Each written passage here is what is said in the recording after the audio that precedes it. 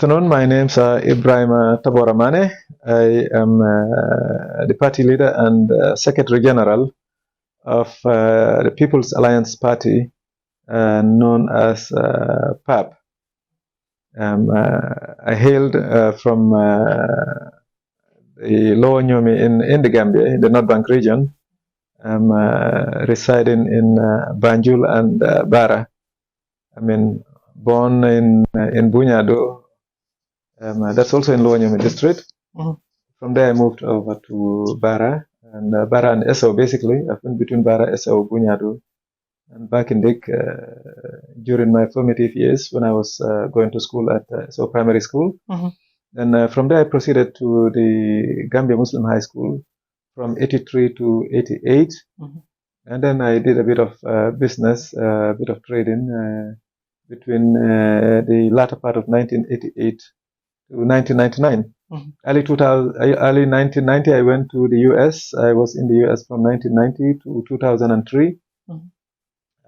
Did a series of courses in accounting and finance. I was at the board of Manhattan Community College and then also the State University of New York in Geneseo. I came back to the Gambia in 2003. I started working as an auditor with Deloitte and Touche. I was also involved in business. I'm a businessman, do my own business.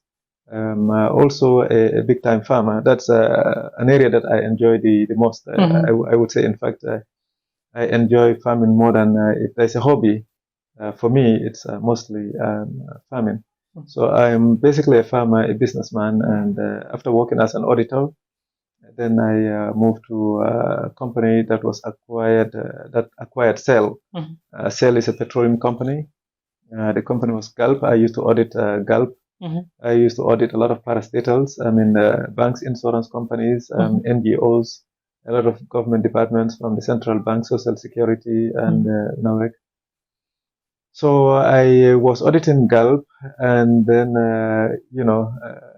they needed somebody as a financial controller. So I reached an agreement with them.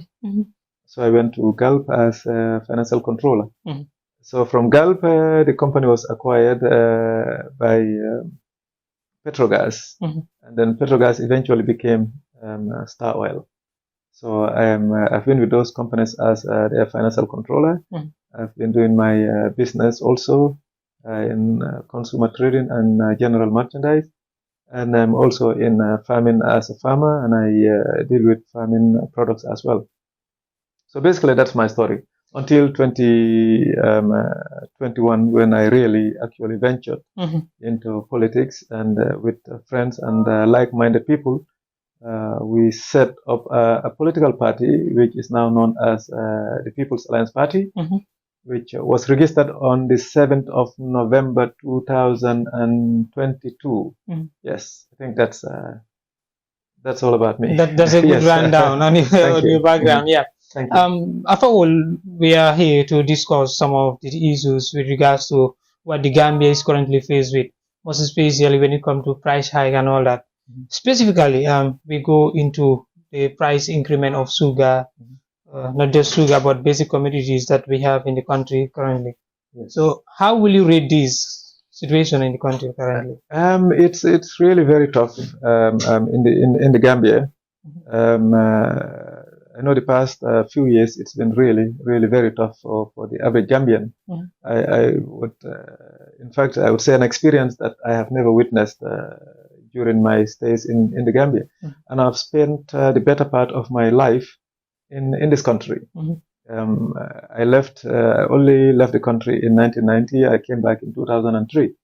But I can tell you that the average Gambian is definitely being affected by the economic situation in the country, because we know that we are all impacted by the price of basic goods in the country, to the point where I think most people cannot afford their normal daily meals. So the provisions for food is very expensive. Currently considering, for example, the price of sugar has been increased from $12 to $17. Yes. And even rice been increased compared to before. And this is something that is continuing daily without any control. Yeah. So what advice or what will you say on this issue as a maybe expert in the business area? What I would say, what I've always advocated is that Gambians should be the main players in the economic sector. I mean, they should be the dominant players in terms of importing general merchandise, whether it's all merchandise, I would say. They should be the major players. I mean, they should be empowered to the point where they can afford to, be importing things like rice and sugar and building materials and consumer goods. Now, if you go, let's say we go specifically about sugar, or it affects most goods that are imported in the country. We have to understand that Gambia is a consumer economy. I mean, we hardly produce anything. Most of the goods that we have in the country are imported outside the country. Therefore, we need foreign currency. I mean, mostly the dollar or the euro to be able to, buy or import those goods in the country. Now, foreign currency, is based on, demand and supply. And because we import far more than we export, therefore the need for the use of dollar is very high, because our Gambian dalasi is not used outside the country. So therefore, the business people will definitely have to look out for, foreign currency. Because of that demand, the foreign currency would definitely, be a bit high. But I think, our economy is definitely, mostly Gambians have very little, activities in the economic sector, because it's all controlled by mostly non-Gambians.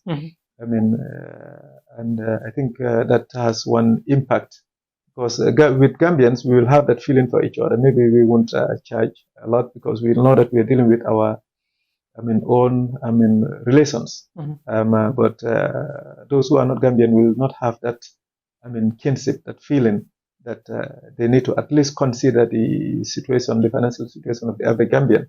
So their primary objective is to maximize profits, is to make a lot of profit for themselves. But coming to the foreign currency again, if you look at the foreign currency compared to the Gambian dalasi, you will notice that the US dollar, has been, compared to the dalasi, has been appreciating a lot. The dollar is, there was a time it was in the 50s, and now it's gone to, I think it's it's around 68. So imagine a few years ago, or maybe some months ago, or I think sometime last year, the dollar was at 55, and now, the dalasi is appreciating actually, because it's gone from 65 to 68. It's a dalasi that's appreciating. So you look at the dalasi, what you used to buy for $55 now is costing you $68. So that is having a tremendous impact in terms of the increase in prices. But it's also because we don't have any price regulations, we don't have any price controls. So business people will deem it fit to, sell their goods at any price that they choose, because they know that the authorities are not monitoring them. There is no oversight regarding the prices of basic commodities. I'll give an example. Like you're talking about sugar. You would go to a shop and they'll tell you a bag of sugar would cost, let's say, 50 kilograms, $2,500. And the same day you go to an adjacent shop next door, they'll tell you $2,700. And go from Banjul to Serakunda, they'll tell you the same rice. Maybe $3,000. And now the price of sugar, $3,000.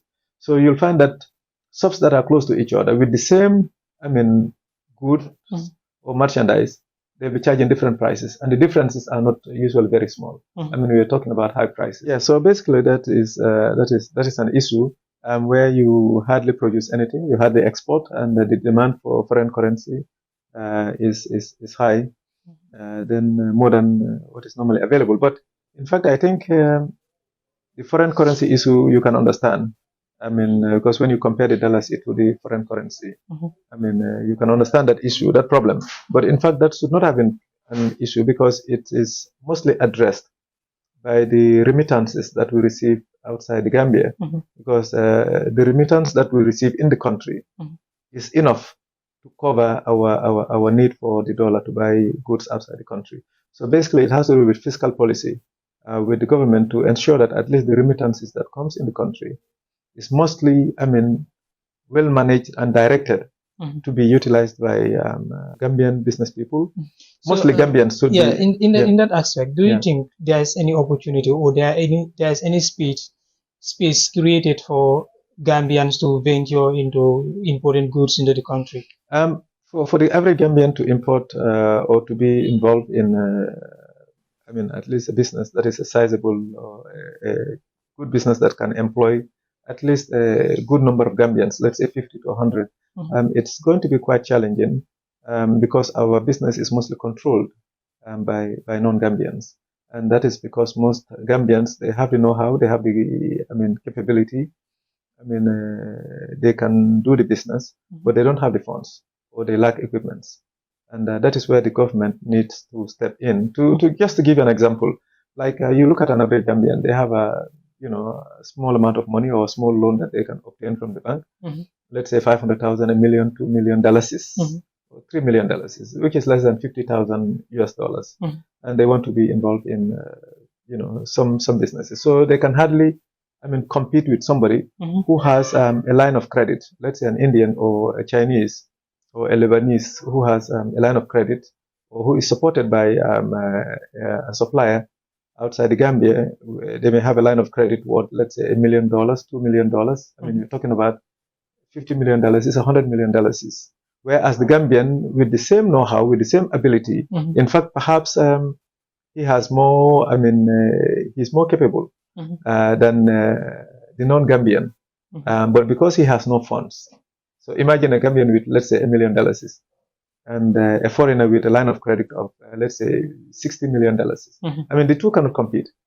It's like having a wrestling or boxing match between a heavyweight and a starter. So it's not possible. So we cannot compete with them. At the end of the day, what will happen is that the economy will be totally and completely controlled by non-Gambians who usually collaborate among themselves. They have this excuse the language, but which I believe is the real thing. They have this sort of a cartel-like thing, whereby amongst themselves they agree, they look out for each other, they help each other. They would supply each other goods on credit. And the average Gambian is nothing but a consumer. All we do is buy from them, and they make millions of dollars. And so that being the case, do you think there's any opportunity, as you can see, like the dollar is melting against the foreign currencies? So do you think there's any hope that the price of basic commodities might come down, considering the terrible state of our Gambian dollar? No, with the current status quo, I don't foresee any changes, like any reduction in the price of goods. I think they will continue to increase. I think the cost of living will continue to go high for the average Gambian. Poverty will increase as well. Until when? Until there is a responsible government. Until there is a government that is really there out there to look out for the interest of the Gambians. To ensure that, some business sectors would have to be protected for the average Gambian, for the Gambians. Like, say, there should be certain sectors that should be predominantly, exclusively given to Gambians. Or there are certain sectors where if you are a non-Gambian and you want to venture into certain businesses, you must have a Gambian partner. This is what prevails in other countries. And a country like the Gambia that has just started, and it's not yet a developed country, and they definitely need to protect their economy. Not only would they protect the economy, but they need to protect their citizens also, business people. If you look at, I'll give you an example of a country like South Korea. We know there are businesses which are now giants. Businesses like LG is one of them. Hyundai is one of them. Kia is one of them. The Samsungs. These are now big companies, but they start like small family-owned businesses. And what the governments did in those countries was that they protected those companies, those family-owned or small businesses. They protected them, gave them support in terms of equipment that they would need, and in capacity building. They give them lands and equipment and financing mostly. And with those, they were able to grow until they built up strength. They built up their capacity. They were able to compete with the outside companies. And then they allow outside companies to come and compete. Any country that develops, that will start from scratch in this day and age, you must protect your economy. You must ensure that, your citizens are the dominant players in the economic sector. If you don't do that, the economy will be controlled by non-citizens because they have the resources, they have that collaboration. I mean, they will use the resources, they will use their weight, they will use their connections to hijack your economy, because $100 million businessman cannot compete with a $1 million businessman. It's as simple as that. It's about empowering Gambians. If you don't empower them, if you don't ensure that the economy is protected and the Gambians are protected, I mean, really serious, decent, hardworking Gambian people are encouraged to be involved in business and give all the support that they need. I mean, we'll go nowhere. This hardship will continue, poverty will continue. It will lead to hunger and eventually crime and so many vices. I mean, including the use of drugs and, I mean, divorces within our country, within married people, and there'll be lots of school dropouts. There'll be a lot of unemployment, because you have to understand that the profits that are generated by these foreign business people are mostly repatriated to they're sent to their countries. I mean, so for them, their interest in the Gambia is nothing but purely profit-based. And unfortunately, those on top, our elites, I mean, prefer them over the average Gambian, because that's where they can also, make a lot of money for themselves. Considering Gambia in this terrible situation at this stage, you can see electricity is expensive, and even the imported chicken is now cheaper than the fish that we generated here naturally. What are the politicians like you doing about this situation? What we can do as politicians is to advocate, is to say things that we believe needs to be done. I mean, to try to advise the government. I mean, here and now, here and then, to talk to the media, to send the message, or where we have the opportunity to sit with the authorities. I mean, to let them know that at least the country is really not doing well. I mean, and the citizens are definitely suffering. I mean, there's a lot of hardship in the country. To tell them to change their policies, to tell them to come with policies and at least programs that will be beneficial to the average Gambian, but mostly to empower Gambians, because we have to have ownership of the country. I mean, we have to have ownership of the economy. We have to have ownership of our security. We have to feel like our representatives are mostly there to serve the interests of the average Gambian. And unfortunately, that is not felt. But what we can do is to advocate, is to talk to them. That's why we set up political parties. I mean, there are some people who are activists. I mean, and they will make pronouncements saying that the government is not doing this right, or they need to do that. But as politicians also, we try to engage the people, to sensitize them, let them know that most of the problems in this country, especially for poverty and the hunger and the destitution, is all man-made. And it has a lot to do with our authorities. Because they have misplaced priorities. I mean, it seems like their policies are mostly meant to enrich themselves. Is there mostly for their interests and the interests of the elites and their business associates.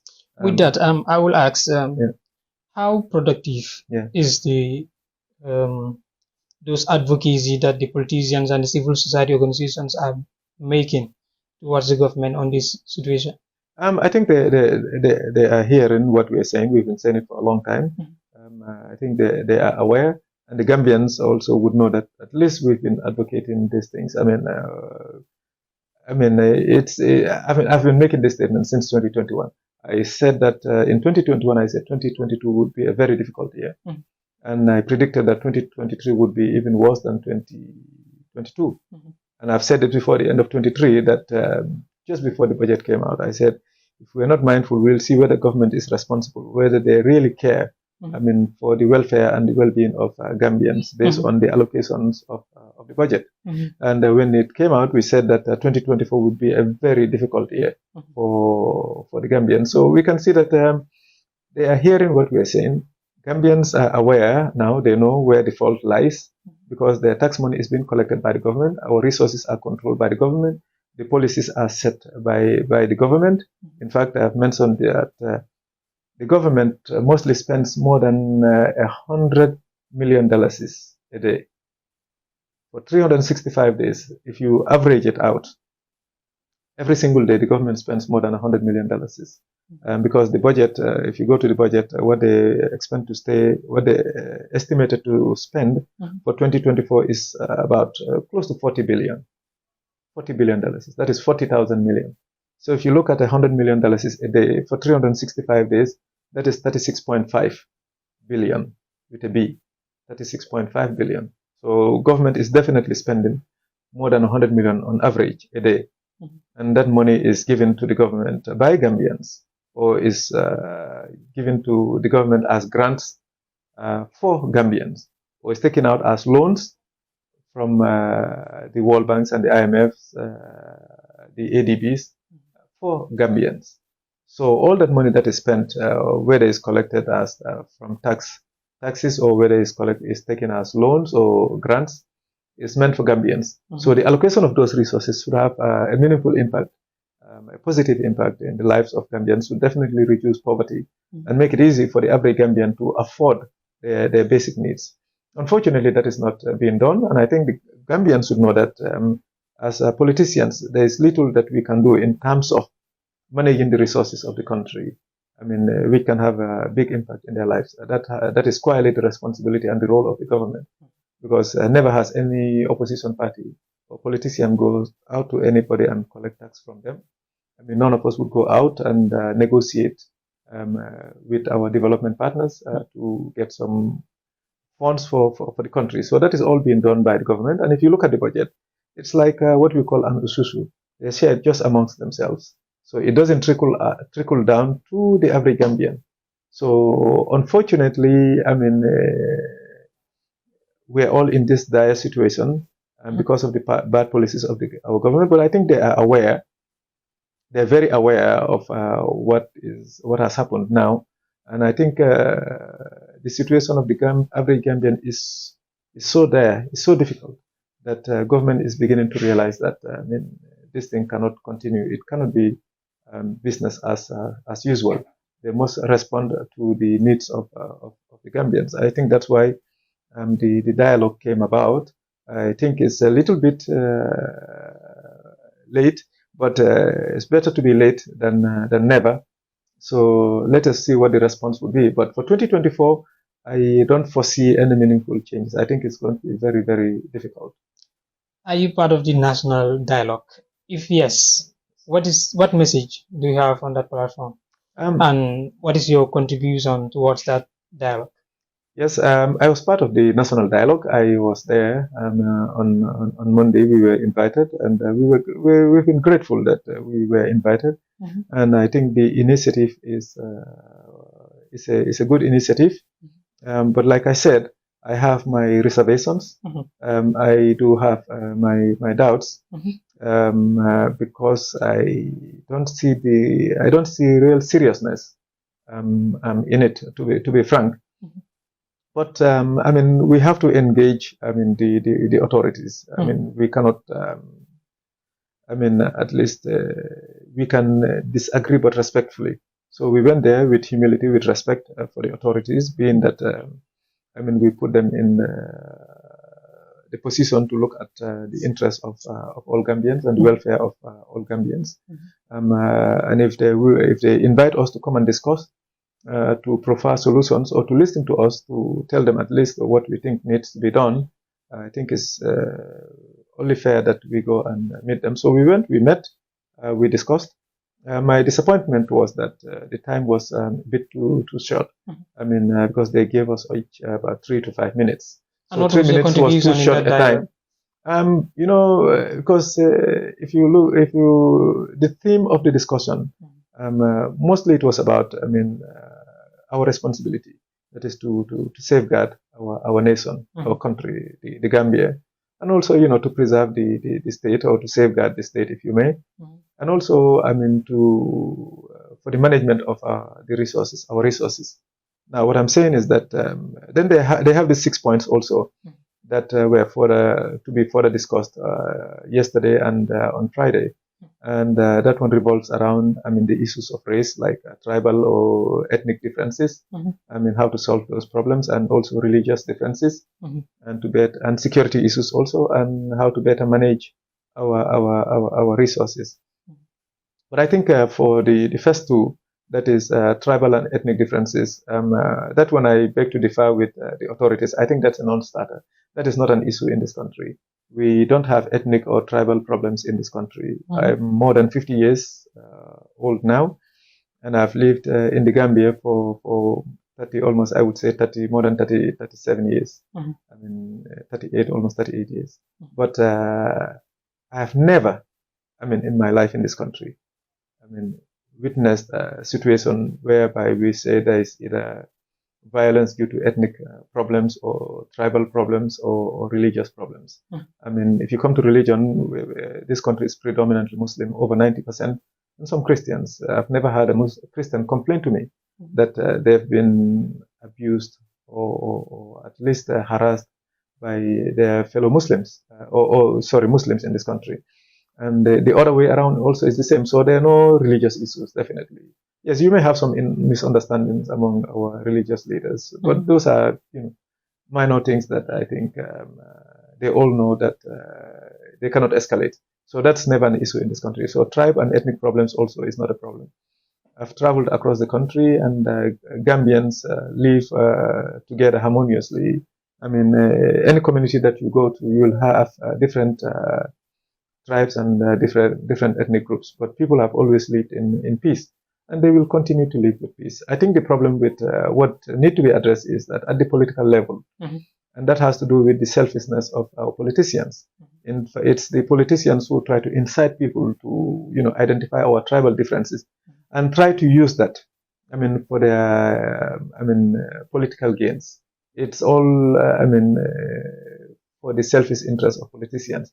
So I think to address that problem, really, we don't need a dialogue with the average Gambian.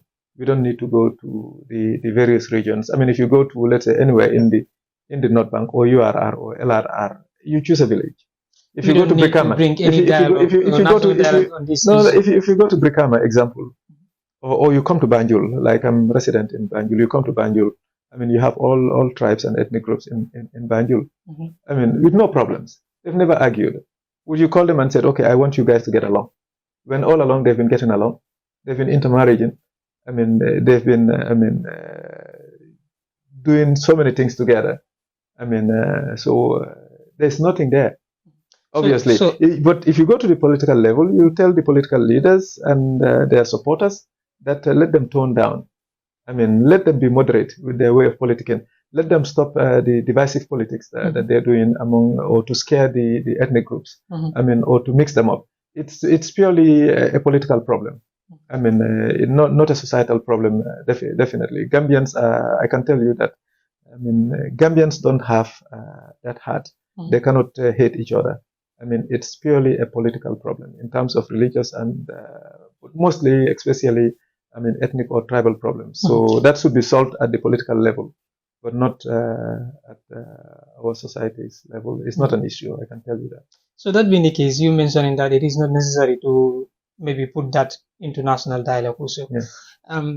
Do you think, with regards to this national dialogue, the intention of the president was only to bring together politicians to discuss on this national dialogue or some of the issues maybe he have doubts over, that he thinks bringing politicians together can bring solutions to that, or he's having another agenda?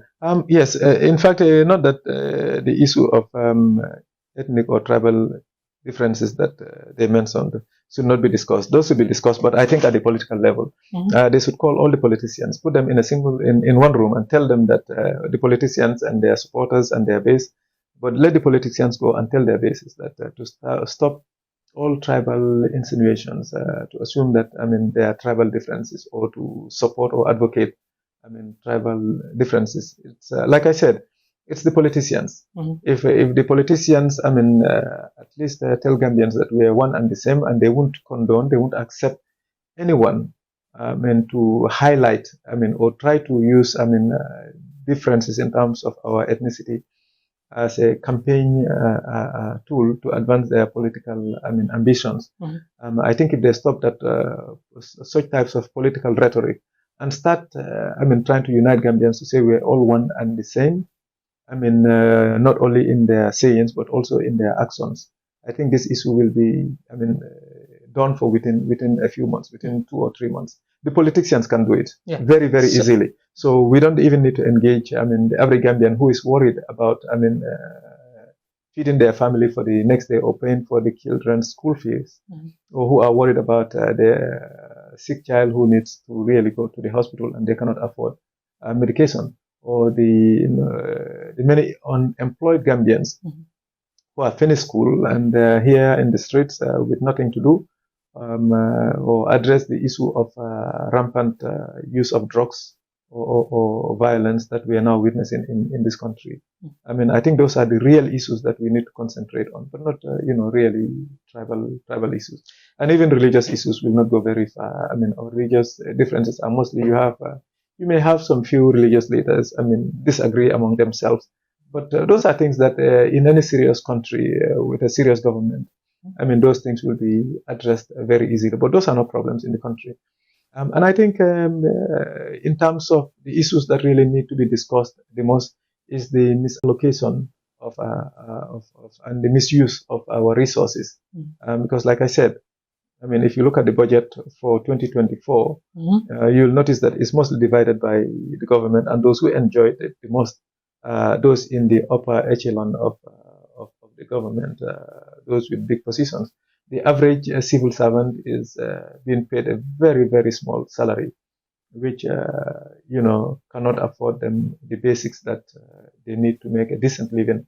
So those are issues that need to be addressed, whereby the misuse of our small, income that the government is able to generate from taxes. Because if you look at what they pay themselves, those on top, the vehicles that they drive, the allowances that they give themselves, the per diems that they, at least manufacture, those are where the problems are. The average Gambian is definitely struggling, even those within the government, in the civil service sector.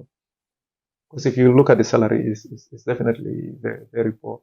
So those are the problems. But I think, and that one also, government has to decide how to, allocate those resources, where to spend those resources. To make sure that there is efficient use of the little resources that they're able to generate. And then also to come up with creative ways of, at least increasing our income. Increasing the amount of money that the government receives as revenue. They should try to make sure that the country is not only a consumer society, but we should start at least manufacturing. There's some light manufacturing that can be done in this country. We cannot only be, importing everything that we need in this country.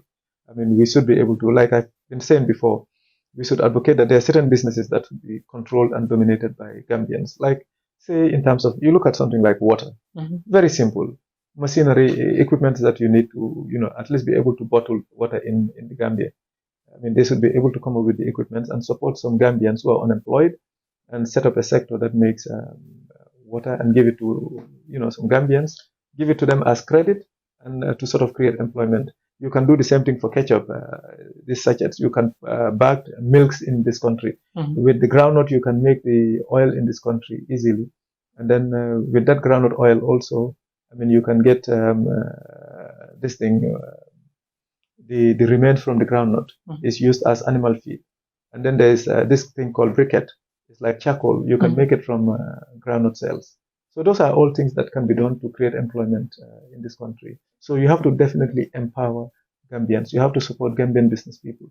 You have to encourage those in the diaspora to come in and invest and partner with the government to ensure that they are in the petroleum sector, they are in the banking sector, they are in the importation sector, because they have at least the funds. But do you think the government is opening that door for Gambians to have that closeness to the government to ensure that those opportunities are available?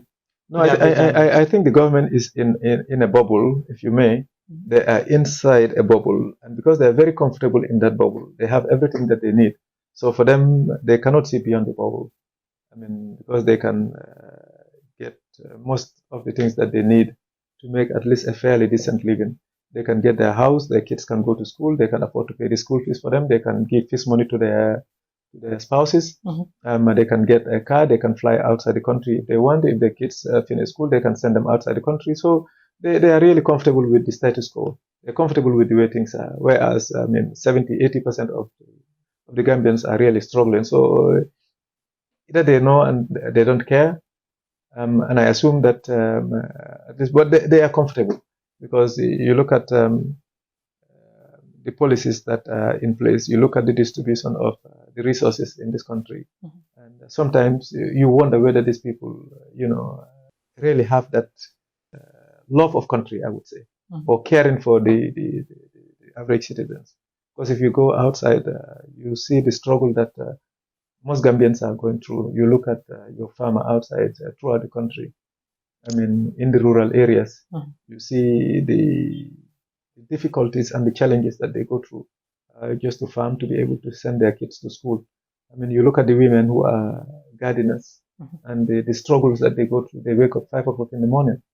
I mean, we have to, as Africans, as Gambians, we have to start really to care for each other, to love our country, to love ourselves, to be proud of ourselves, to know that what the West and the Indians and the Lebanese and the Chinese and the Arabs can do in their own country, we should be able to do in our own country. But unfortunately, our governments are too comfortable to be begging, running around after the Arabs and the Chinese and the Indians, and begging them, and they'll tell us to do things that are unacceptable in our culture, things that are immoral in terms of our beliefs and our values. I mean, I think we really need serious leadership. We need serious government. We need people who are patriotic, who love their country, who are not only there to make filthy lucre, to make ill-gotten money for themselves and fatten their accounts and have big houses and send their kids outside the country and think that the kids will come back to the country and live better lives than the average Gambians. It's unfortunate. I mean, anywhere you travel in the country, you look at the roads, they're in a very bad shape. I mean, electricity still now, I mean, is definitely not normal. And then you travel around, even within the Greater Banjul area. I mean, there's no adequate water, I mean, in the country, and not to talk of the cost of those utilities. It's very unfortunate that in this day and age we had our independence for more than about 58 years, coming to 59, I guess. And still now, I mean, our representatives, I mean, it seems like they look down upon us because they don't seem to care about us. This is what I was saying. If you take the Gambians, you take the Gambia example, I was saying that during the dialogue, I said, if you take the Gambia, and let's say you move all Gambians from the Gambia, leave the country as it is, in this current situation, take all the Gambians to Switzerland. I use Swiss. One time I used Sweden, but I use Swiss this time around. You take them to Switzerland. And you take the citizens of Switzerland, you bring them to the Gambia. In Swiss, they have the Swiss language, they have German, they have, I think, French and Italian. So you can say they are different ethnic groups, and they're able to get along, and the government is functioning. Now, imagine those people in Swiss, if you bring them here, give them just 5 years. In 5 years, and you take the Gambians to Switzerland. In 5 years, with our current attitude, with the way things are, our carefree attitude, Gambians will be coming from Switzerland to the Gambia to hustle in this country, unless we change our attitude. And it must start from the leadership. It must start from the very top. We must make sure that we give responsibility to people, who care for the country, who are patriotic, who are sincere, who have the know-how. Meritocracy must be brought. We must bring that to this country. You must give responsibility to people who can definitely deliver, not your friends, not your family, not your associates. And we must stop thinking that, government is just about, coming in and making a lot of money for yourself, and then the rest you don't care. So, and I think you were talking about, for this dialogue, I believe, this was my perception, that perhaps, this has been motivated by at least the problems within the sub-region, and precisely, I would say, our neighbor, a very close neighbor, Senegal. Everybody is aware of what is happening in Senegal at the moment, and you cannot help but to be disappointed. With the leadership and the president of Senegal. In fact, Senegal is one country that we should have the best relationship with. We should have a better relationship than Senegal, than the US or UK, because we're related. We're neighbors. The Gambia is inside Senegal. But if you look at the leader, what has been done by the president of Senegal lately is quite disappointing for for any African. If you look at the situation, when the West and the white people look at us, they laugh at us because they know that our people are power hungry, and it's all because they are just corrupt. It's just as simple as that. Because how can you be a president in Africa for 10 years and not be satisfied with what you have? Because you would have at least have enough money to last you and maybe your children and your grandchildren, to at least live a decent life. All of them have millions of dollars. They have expensive houses, sometimes within their country and outside their countries. Let's say the one in Senegal, to be precise, a president for more than 12 years, was a prime minister, was in the National Assembly, headed the National Assembly, I think, has different other high-ranking positions. After being a president for 12 years, to just, vacate that and retire peacefully and give chance to another person becomes a challenge. Why would you have to wait until the last minute and say that, okay, things are not fine? Which should have been done a very long time ago, because he knew that there was going to be elections in 2024. So any issue that has to do with elections or the electoral body, he should have been able to address it a long time ago. But people knew all along that he just wanted to stay beyond his welcome. He would have in fact extended his stay. And this is a problem, not only in Senegal, but throughout Africa. And I think in the Gambia, they're sensing that in Senegal, it seems to be backfiring. So it's better to dialogue with the people. And for me, if I would advise the president, who is my brother, sincerely, sometimes you would not know, your friends when you are in a position of power or authority, because usually you are surrounded by sycophants who want to tell you what you want to hear, or who want to just flatter you to make you think that you are the best and you are the only solution and you are the only one who can deliver. And the rest who criticize you are enemies, they're envious, or they're jealous of your achievements. And it has very little to do with that. Only an individual can be a president in any country at a time. And we all have our political parties. We are trying to vie for the presidency. But we must have this faith, this belief in God, that we'll just try our chances. But only God will determine who will be the president. And mostly, if there is a secondary, at least unit of, if there is a secondary credit where it can be given to us who can make somebody a president in a country, I would say the Gambians, the people of the Gambia, because besides God, only Gambians can elect somebody to be a president unless you use force. Only one person will be elected into office at any given time. So we must believe and understand that in our faith, in our religion, it is said that only God, Allah, chooses whom He wants to make a president. So if you believe in that, if you're not a president, then know that you've not been made to be one.